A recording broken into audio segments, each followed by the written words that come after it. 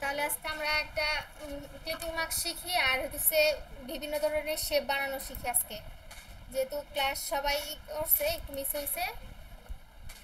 আর্টবোর্ডটা lock করা আছে, আমি আনলক করে নিচ্ছি।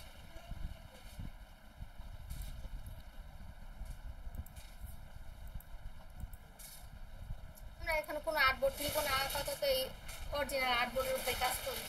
হ্যাঁ, এখান থেকে যে কোনো একটা শেপ নিলাম। আর প্রথমে রেক্টেঙ্গুলার আছে, একটা রেক্টেঙ্গুলার নিলাম, তো একটা ফিল কালার দিয়ে দিব।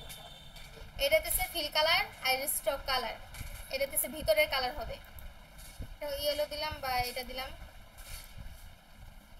আর কাজ করব আমরা, একটা কাজ করে যদি কোনো শেপ বানাই, সেই শেপের ক্ষেত্রে এই যে একটা শেপ বানাই দিচ্ছি হুবহু, কিন্তু আরেকটা শেপ আমার লাগবে, সেজন্য একটা কপি করে রাখবো সাইডে। কপি করার পরে অন্য একটা যেটা থাকবে ওইটাতে আমরা কাজ করব। যদি কখনো ওই শেপটা নষ্ট হয়ে যায় তাহলে আমরা অবিকল ওই শেপ আরেকটা কপি করা যেটা থাকবে ওইটাতে কাজ করতে পারবো, আবার কপি করে নিয়ে। মানে এই শেপটা যে আমরা আগাইলাম কপি করে আপনি এটা হচ্ছে ডিরেক্ট সিলেকশন টুল। এখান থেকে আমরা যে কোনো মানে এই যে চারটা পয়েন্ট দেখতেছেন না, এটা একটা একটা করে সিলেক্ট করতে পারবো। এটা হচ্ছে এই টুলের কাজ, এই টুলের কাজ। এটা হচ্ছে একটা একটা করে সিলেক্ট করতে পারবো।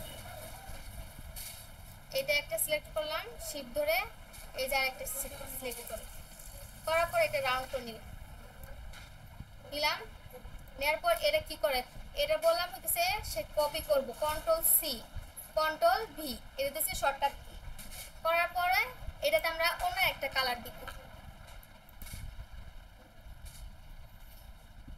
এই কালারটা থাকে। আমরা যদি এভাবে বসাই জিনিসটা সুন্দর লাগবে, একটা ডিজাইন হবে। এটা যে আমাদের এই শেপটা তো নিচে চলে গেলে আমরা তো উপরে নিয়ে আসবো, তো সেই ক্ষেত্রে আমরা কি করব, কন্ট্রোল শিফট ফাস্টিং করলে ওটা উপরে আসতেছে।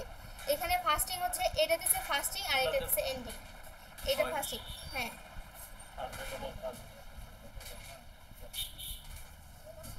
করলাম। এখন এখানে ফাইল থেকে এই যে এখানে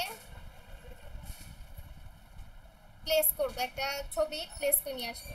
যেগুলো আপনার এখানে যেগুলো ছবি আছে, এই যে ছবিটা,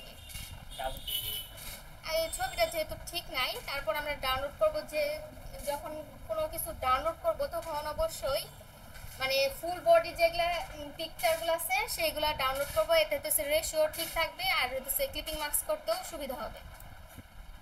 আমরা এটা নিলাম, নেওয়ার পরে এই যে এর উপরে ক্রস চিহ্নটা আছে, এই যে এমবেড, এখানে ক্লিক করলে ক্রস চিহ্নটা চলে যাবে। এখন আমরা এটাকে কাজ করতে পারবো। সেক্ষেত্রে এখন এটা এই শেপটা এই হচ্ছে এই পিকচার টাইপের করতে, বুঝছেন? আর না, পিকচারের টাইপের করব। এই যে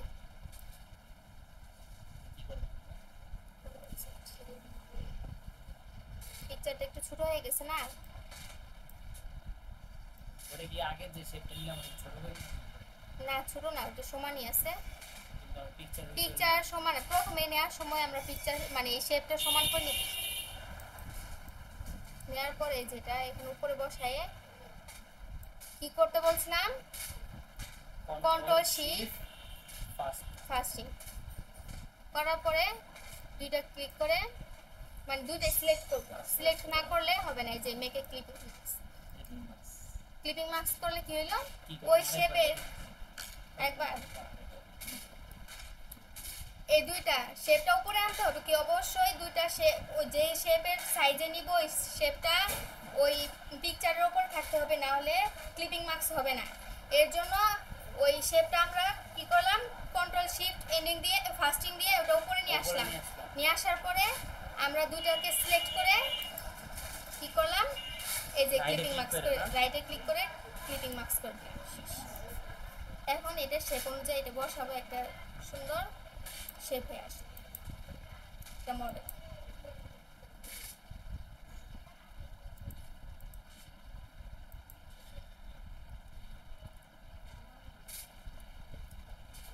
এটা আপনি বিভিন্ন ডিজাইন করতে গেলে এগুলা লাগবে, সেজন্য আমরা বেসিক হিসেবে এগুলা শিখেছি প্রথমে।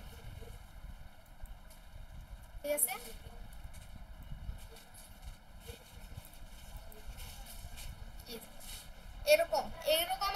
শেপগুলো থেকে এই যে চারটা কয়েকটা শেপ আছে এখানে, এই শেপগুলো থেকে আমরা কিন্তু অনেকগুলো শেপ করতে পারবো। এই যে এই রাউন্ডগুলো আছে, এই রাউন্ডগুলো দিয়ে অনেকগুলো শেপ হয়, এগুলো শেপ করে নিবা।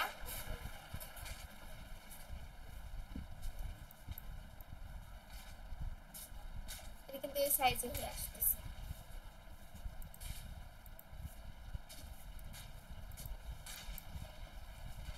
কন্ট্রোল সি, কন্ট্রোল ভি, এটা কালার চেঞ্জ করে দিব।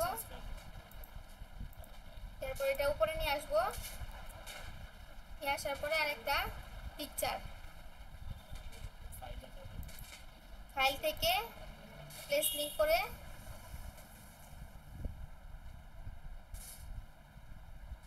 এখানে অনেকগুলো পিকচার ছিল।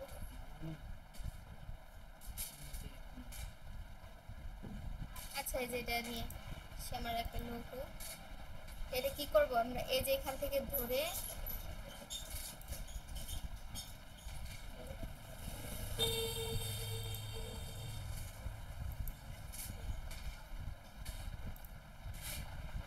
প্লেসই হবে না।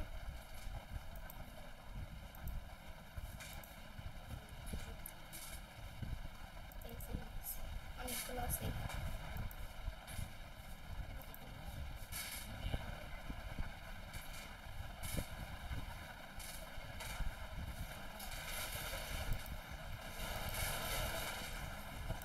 এগুলো ইয়ের জন্য আসতেছে না, প্লেস হয় না। সব সব পিকচারে যে প্লেস হবে এমন কোনো কথা না, কিছু কিছুতে সব পিকচারের সমস্যা থাকে, সেগুলো প্লেস লিঙ্ক হয়। এই যে মডেলের ছবিটা, আপনি মানে এই যে এগুলো তো মনে হয় পিএনজি আর জেপিজি তো মনে হয় পিএস হয় নাকি? হ্যাঁ, তারপরে এগুলো জেপিজি, তারপরে এগুলাতে একটু শেপ অনুযায়ী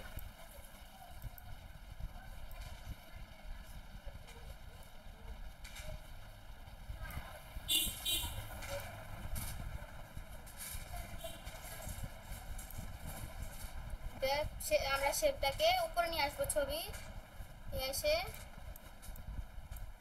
দুইটা সিলেক্ট করব, করে রাইট বাটন করে ক্লিপিং মার্কস করব। আচ্ছা,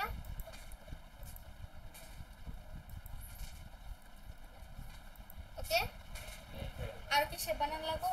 না আচ্ছা, এইটুকু করো, নাহলে না পারলে আমাকে বলো সমস্যা কি, এটা বলো। কি কম্পিউটার বা ল্যাপটপ